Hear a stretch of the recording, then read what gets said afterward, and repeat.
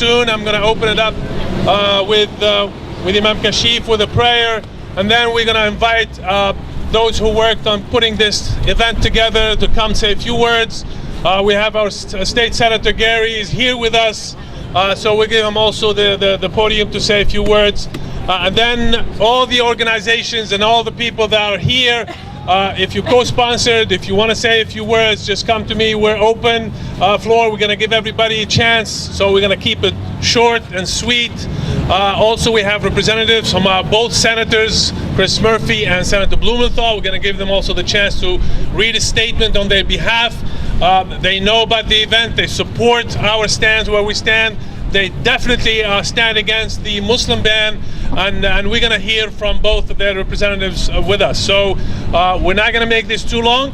I would like, first of all, to thank you so much for being here. I would like personally, before you go, I want to meet you, I want to shake your hand, we want to exchange contacts, we want to stay in touch with each other, because this fight is going to keep going.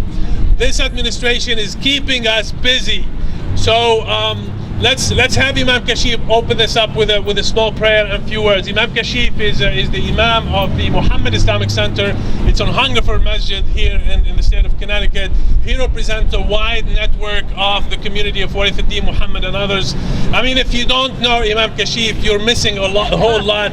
He is a pillar of our community. He's active, he's engaged. So I'm glad that he's here, despite the fact that his wife is in the hospital, but he wanted to be here, he did not want to miss here, so make a prayer for her. Imam Kashif.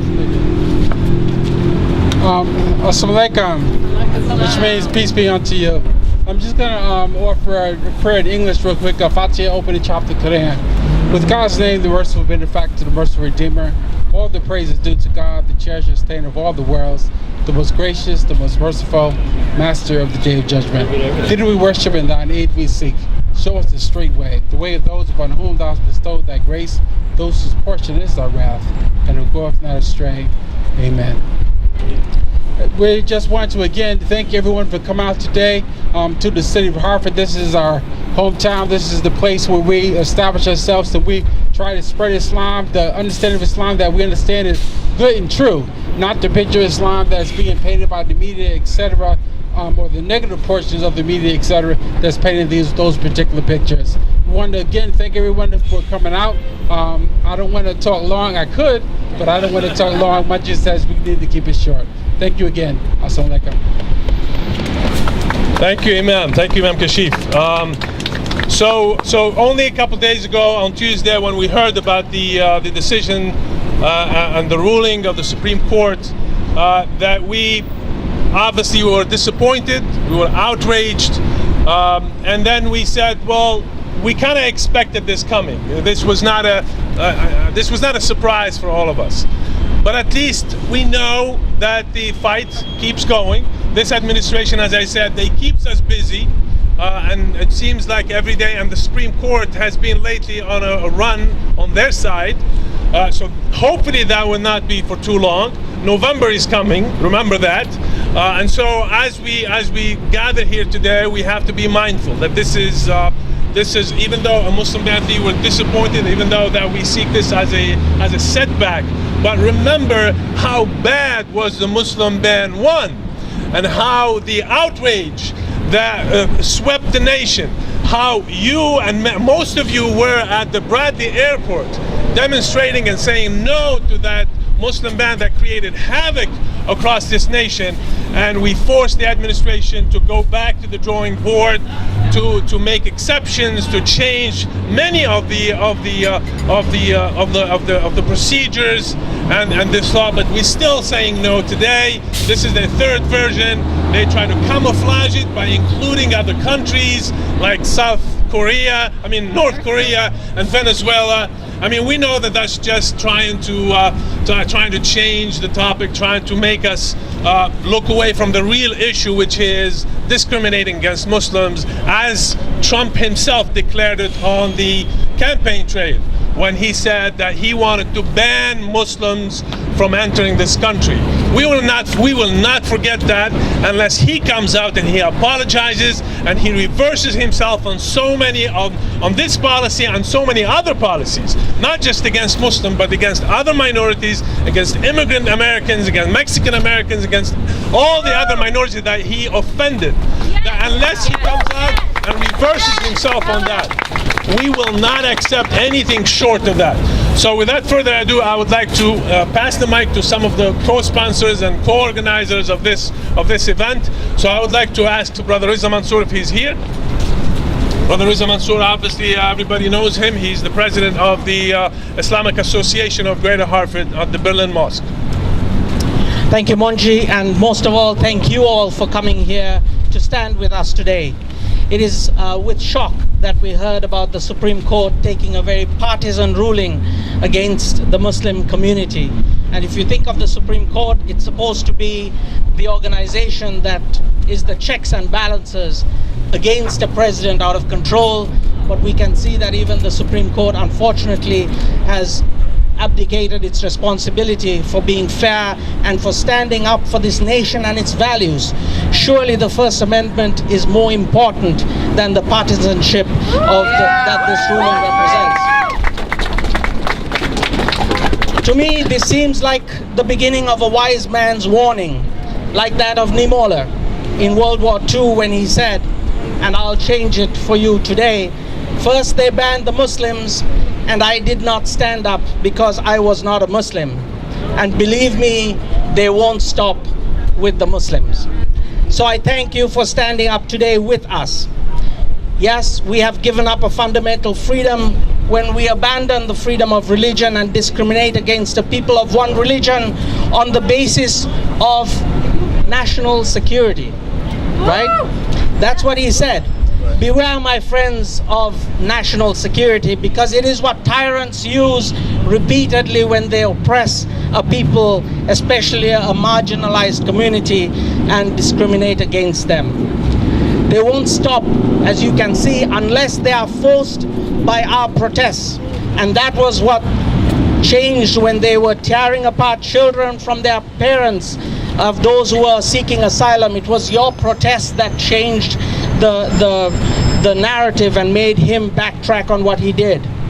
But I want to take you back to when I came to this nation, when my medical school was blown up in Sri Lanka in a horrific civil war. I pinned all my hopes on this nation that to me represented an example of a moral and ethical nation that cared for the least among us, welcoming the tempest tossed to its shores, a bastion of hope for the whole world. Now I must contend with the fact that we are okay with tearing apart families at the border when these tempest-tossed come to us seeking refuge in us. Let me tell you the truth. Today, I don't cry so much at the Muslim ban. I cry for my nation that has lost its way. I really do. I cry that we chose a leader who surrounds himself by bigots and hateful people that see it fit to turn the other way when our young black brothers are killed. People who see it fit to turn the other way when hateful language is used to describe the less fortunate, from the Mexicans, his term racists, to the Africans, his term shitholes, who cozies up to the worst dictators and insults our closest allies. A leader should unify and strengthen as opposed to what he does. And how can we allow a single hate-filled person to destroy the nation we love so much? Yes. So let's think this out. No, let's not cry. Let's vote. Right. Let's vote him out, right? Let's mobilize. Let's channel our anger and sadness and organize and vote for civility and decorum as opposed to misogyny and vulgarity. If he is not impeached, let us resolve to throw him out at the ballot. Yes. Let's ban him from a second term. Let's ban his supporters and cherish this moment because it is before an election. and let's throw them out and ban them from ruling us. I thank you in God's name. God bless America and this fragile nation we live in. Thank you very much. No Muslim ban ever! No Muslim ban ever! No Muslim ban ever! No Muslim ban ever! No Muslim ban ever! I would like to give the mic to Alicia. Alicia, she is the Executive Director of CARE Connecticut. She's a young leader among the Muslim community. We would like to welcome her and support her in this fight for justice not only for the Muslim community but for everyone. Alicia. Thank you. So, as Manji said, my name is Alicia Strong. That's A-L-I-C-I-A, Strong, S-T-R-O-N-G. So, when I heard that the Supreme Court, when the Supreme Court had ruled on this ban, I was outraged, and I think we were all outraged. But one of the things that has outraged me the most is that Donald Trump has propagated this idea that Islam hates America, that somehow Muslims are less American. And I'm here to tell you that that's not true. In fact, I have my father, he's right there. I want to give him a shout out. My father and also my mother are veterans of the United States Air Force. If it does not get more American than that. I was raised by 2 Air Force veterans. So we're living in a difficult time. We are living in a difficult time, and it is essential that we come together and that we support each other. And I said this earlier at a rally, and I really want to hit this point home again for everybody watching and listening. Legality does not equal morality. Just because something is legal does not make it moral. You know, decades ago, people who looked like me, Africans, were brought to this country and legally held as property. Legally held as property. So it's essential that we stand up and make sure that our laws reflect our morals, not the other way around. Yes. Yes.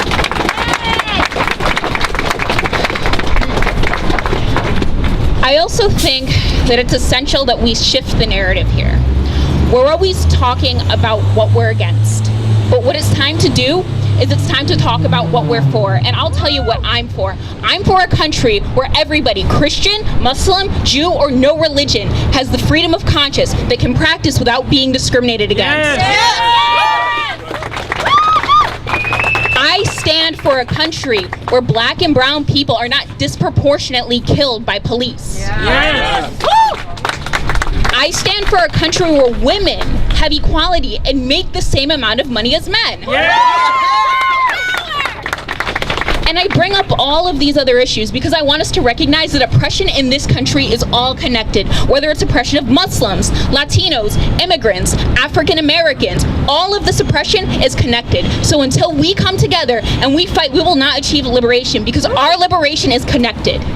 Right. Yes. Right. So I thank everybody for coming out here today. I thank Munji for helping organize this and get everybody together. I urge you all, as you said, to get out and vote, to use your voice. Keep in touch with CARE Connecticut. We're always looking for volunteers. We're always in the community doing work. And we're excited to continue to work with not just the Muslim community, but communities across the state. Thank you. David.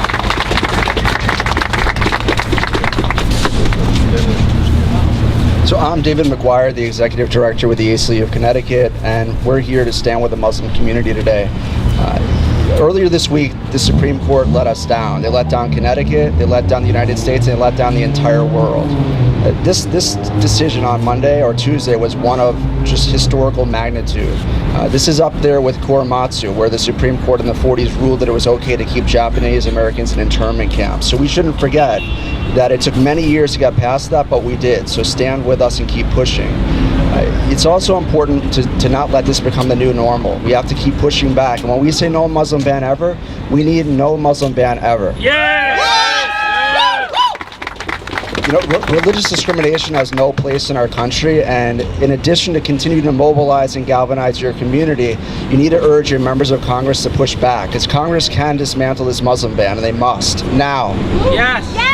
No Muslim ban ever! No Muslim ban ever! No Muslim ban ever! No Muslim ban ever! No Muslim ban So, ever! So in addition to the federal representatives, our state government has a big role to play to make sure that people are inclusive here and are respected and valued. So I want to introduce State Senator Gary Winfield, who's been a tremendous advocate for civil rights, civil liberties, and for the Muslim community. Thank you, David. You know, I was disappointed, but I wasn't surprised. We elected a president who was able to tell people that 5 black boys who we knew were innocent should still get the death penalty, that the state should execute those 5 black boys. We elected a president who talked about what he would do to women publicly, and he was still elected. We elected a president whose rallies talked about hurting people, and he was still elected, so I'm not surprised. We elected a president who has a list of what kind of Supreme Court justices he's going to put forward. I'm not surprised. You know when I was surprised? I was surprised a few years back when the Muslim community here in Connecticut was being surveilled, and they called on people at the State House and people in local government to come out and stand with them. I went out. I found myself alone. I was surprised then. But that is how you get to this.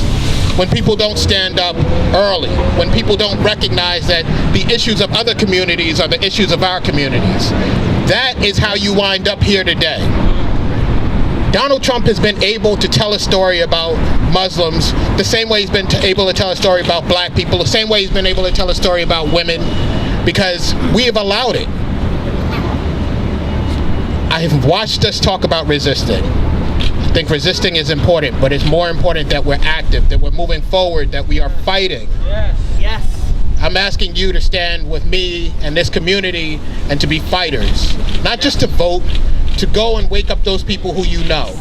To tell them that this is not the issue of the Muslim community, this is the issue of every community. And that if we want to push back against Donald Trump, that when it's an issue that doesn't reside in our community, we push back on that issue as strongly as we push back on the issues that we feel reside in our communities.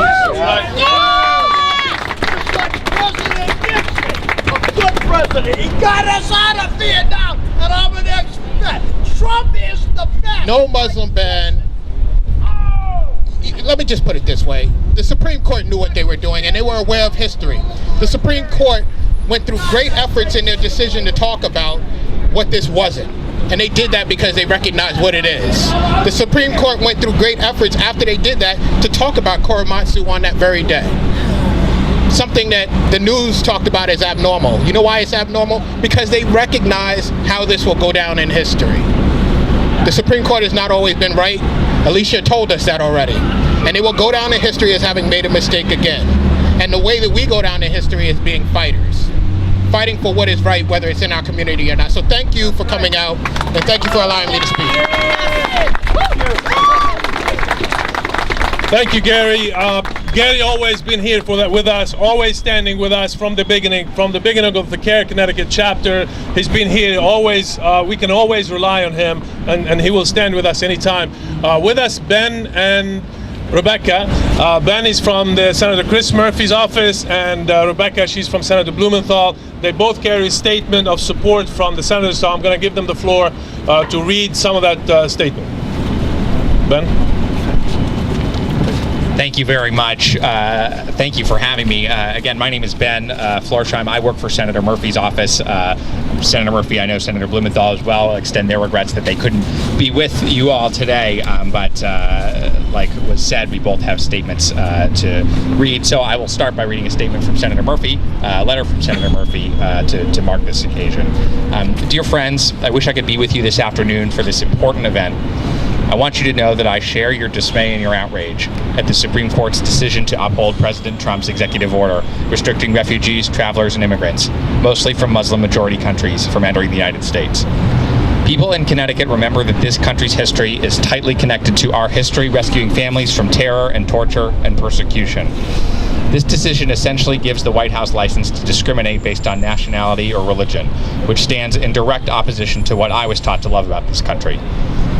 We are doubling down on untenable policy, where President Trump is bombing countries, creating a humanitarian nightmare inside them, and then slamming the door shut on suffering families who are desperate for a way out. The Supreme Court won't stop that unconscionable policy, but an act of Congress can. I've written a bill that will immediately put a stop to President Trump's mean-spirited Muslim ban and once again open our doors to children and parents suffering at the hands of our enemies. This decision makes it all the more important. Congress must take action now. The Supreme Court's decision does not reflect who we are as Americans, and it doesn't make us safer either. As a member of the Senate Foreign Relations Committee and the Senate Appropriations Committee, know that I share your unequivocal opposition to President Trump's travel ban and will be working every day to undo the harms that have been done by this wrong-headed policy. Thank you for making your voices heard. Don't give up. Thanks.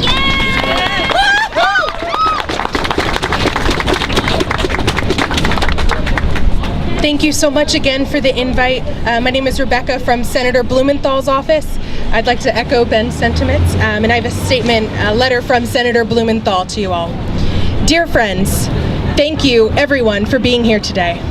Your tireless advocacy is needed now more than ever. This week, the Supreme Court issued a gravely misguided decision upholding Trump's executive order banning travelers from 7 countries, including 5 Muslim-majority countries. I'll call it what it is: an unwise, unconstitutional, and un-American Muslim ban. With this decision, we are reminded that our country has yet to outrun the shameful shadows of past bigotry. The Trump administration is now allowed to turn its back on a proud moral tradition of aiding refugees and immigrants who seek our help when their homelands are in turmoil. Congress must act now to reverse this misguided policy and protect American values from a president who seems intent on destroying them. Make no mistake, future generations will now look back at this week's decision with the same disgust and disdain that Americans now feel. We must remember that small majority of Supreme Court justices cannot change the principles upon which this country was founded. And we must never forget the Statue of Liberty's plea: give me your tired, your poor, your huddled masses yearning to breathe free. Sincerely, Senator Blumenthal.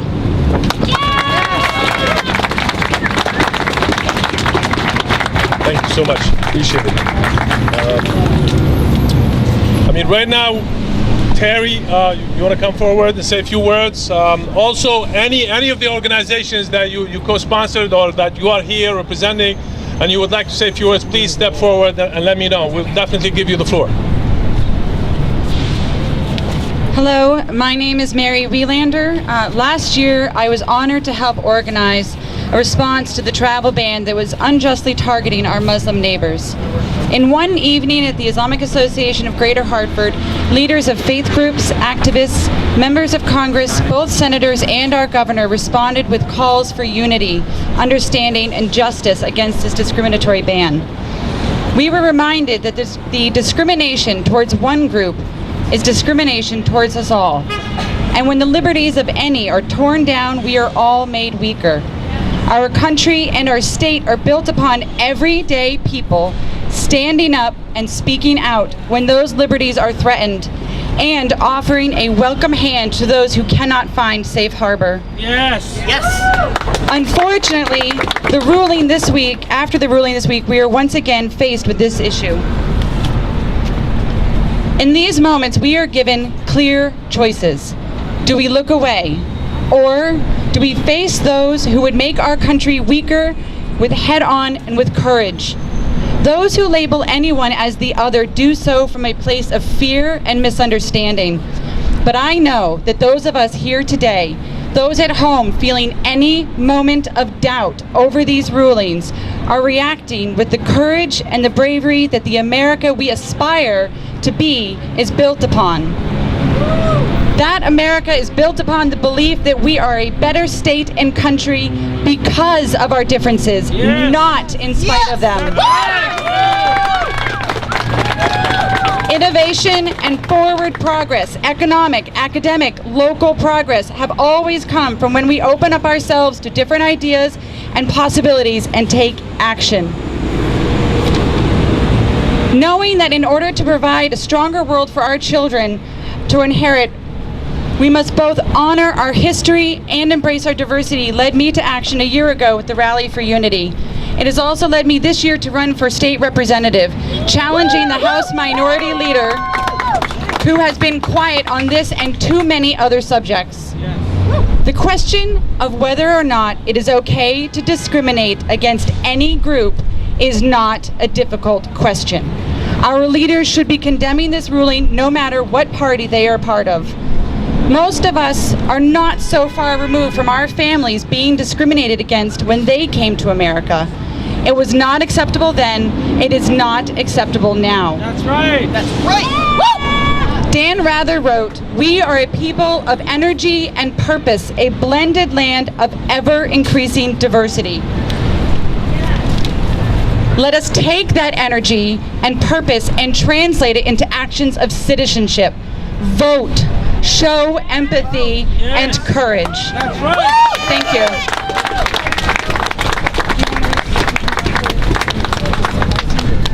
Oh, there's also a letter from Congressman Larson. Does anybody want to read?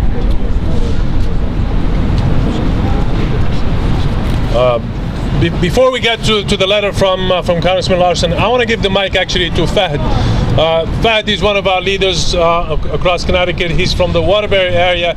He's in touch with many of the families who are directly affected by this unjust law and unjust procedure. So Fahd, can you tell us about the story you have? Assalamu alaikum. May peace and blessings be upon everyone. This is kind of personal to me. For one, I was a victim of hate crimes. For two, my uncle is currently overseas abroad. He was in Yemen, an American citizen. His kid is an American citizen. He fell in love with his wife, who's a Yemeni resident. Hold the mic closer. Oh, sure. I'm usually loud and clear, but I'll make sure. So again, this is a touchy subject for me, so it's a little bit hard. Eventually, he ended up going to a country as a refugee American who took him in because he loved his wife.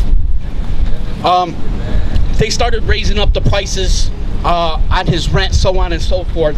This is what a lot of people are facing, whether they're going to have a house on their head or food to feed their families. He ended up going to Egypt because he couldn't afford being in Djibouti anymore. Again, he's an American citizen.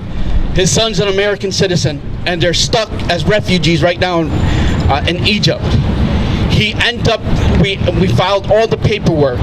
His petition was approved, but unfortunately, they said because of the Muslim ban, he's not allowed to bring his family here. The kid doesn't want to separate from his mother. The husband doesn't want to separate from his wife. We feel there's a lot of fear in our communities. People are scared. People are worried. They love their families. We feel discriminated against. Shame on this country. Shame on those voters. Shame on them. Shame. We have to go out and vote. We have to organize. We have to be one. Shame on the Republican parties that come to some of my rallies and talk about hate, and they don't go out there and speak about this. Shame on these people. May God bless this country. Shame. Thank you. Oh, hold on. I also got a picture.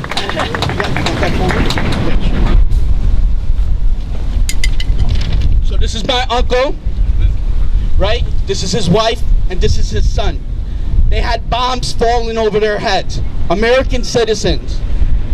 And they are not allowed to bring their mother here. American citizens. Shame on these people. There was a time in history where slavery was acceptable, right? We end up changing history, even though that we have a lot of discrimination going on. This is how we have to change it. We have to vote. We have to run for office. Thank you. Thank you. So on that note, there are two representatives, at least two, who are here who I'd like to give the podium to. One is Jillian Gilchrist from West Hartford. She's running as a state representative and will give you her words. We welcome you warmly. Thank you. I'm Jillian Gilchrist. I'm a co-organizer with Women's March Connecticut, and I have decided to use my privilege and my voice to run for office. Yes. To give voice to the voiceless, and to fight just all of the hate and bigotry that we see day in and day out. In addition to voting, the other thing I want to speak to is I'm a mom of 2 young kids, and it's not too early to have these conversations and teach kids about discrimination in age-appropriate ways. And so I'm having these conversations because my children, by the very nature of being born and living in a family in West Hartford with white skin, have more privilege in their pinky finger than so many people that I meet now through all of these different actions. And so it is incumbent on all of us to raise the next generation of children to see everyone as their equal. Amen. And so thank you for giving me the opportunity to speak, and if elected or not, I will continue to stand with you and fight this administration until we have equality and justice for all. Thank you. Thank you, Gillian. We also have Christine Palmer from Essex, who's running as state representative, who I'd like to invite to say a few words. Thank you. I'm Christine Palm, and I'm running for state representative because, like all of you, I am outraged by this. I worked for 10 years at Hartford Seminary, which is a place of Christian, Jewish, Muslim dialogue and understanding. Islam is an Abrahamic faith, no different from Judaism and Christianity. And as my colleague and friend Alicia said, hatred against Muslims is hatred against all of us. That's right. Yes. And when we think about post-World War II Germany, when Pastor Niemöller was asked why he did nothing, he said, I did not stand up for the Jews because I was not Jewish. And when they came for the labor unionists, I did not stand up because I was not a labor unionist. They came for the Catholics, I did not stand up because I was a Protestant. And I am saying to all of you, when they come for women, if you do not stand up because you are a man, wake up. That's right. When they have come for people of color. If you are not standing up because you are a white, shame on you. And when they come for LGBTQ folks, if you are straight and you don't stand up, wake up. Because sooner or later, there will be nobody left to speak for any of us. That's right. So on November 6th, please take your thoughts and your prayers and give them to the Republicans and give your votes to the Democrats. Thank you.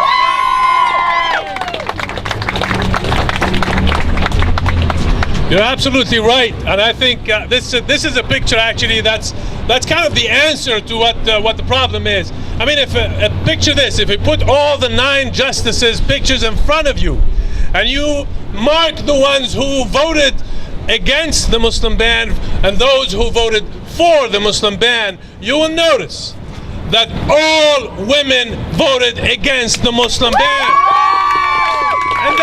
And that for me tells me a very easy solution to this problem, that we must elect more women. We must appoint more women. We must trust the leadership to more women. I believe that more good will come out of that if we can do that. So with that, I think, Deborah, are you ready? Let's do it. Please introduce yourself and tell us, if you're speaking, which organization you represent. My name is Deborah Cohen. I am here representing not only myself, but our Revolution Connecticut team. When asked if I wanted to speak briefly to all of you assembled here today, it was difficult to think of anything meaningful to add to the conversation already being had in this community and communities like it across the nation. I'm here today in solidarity as a woman who respects the history of exclusion to citizens of my gender. I'm here today as a Jew who remembers the exclusion of my foremothers and forefathers, all asylum seekers on board the St. Louis that set sail from Hamburg, Germany in 1939. That's right. They were turned away from the shores of the United States and forced to return to Europe. Some found refuge in their return, but 254 of those people are known to have perished in the Holocaust. I'm here today as a graduate of the nation's public school education system that taught and still teaches that the United States of America is a nation that welcomes the immigrant, that we are stronger for it. I was taught that our government is built on ideals of acceptance, justice, and moral vision. I suggest that the time has come to rewrite the history books. The Statue of Liberty holds the words, "Give me your tired, your poor, your huddled masses yearning to be free." I believe that if written today, Emma Lazarus would have added, "Send to me citizens of the earth seeking to live lives free of persecution, bigotry, and hate." Yes! I am simply here as a human being who believes that an administration that will exclude entire communities based on fear-mongering will be able to do that to other communities in the future. Today it is a travel ban for Muslims from certain countries, as well as asylum seekers from south of our border. Who will be next? Might it be communities already here? Might it be one of your communities? Might it be one of mine? This may appear to be a ridiculous notion, but whoever thought that we would be where we are now? We must recognize that the fight for one community is the fight for every community. Yes! Yes! While I am fearful of the vulgar policies coming from the administration in Washington, I'm equally fearful of the complacency on the part of so many of our neighbors and friends who seem to be content to leave the business of outrage and resistance to others. We have a twofold responsibility. The first is to band together and consider every way possible to stop this and other heinous policies. The second is to be loud, to be vocal, to be unrelenting. Unrelenting in our insistence that everyone bears responsibility in political outcomes. I believe that every act is a political act. And just as our being here today or sitting in to block business as usual at government buildings are political acts, so is silence. We must prod armchair allies into becoming allies in a real and meaningful way. We are in the fight for the very soul of this country, and we must go to the same lengths to save it as the current administration is willing to go to destroy it. Yes! Thank you.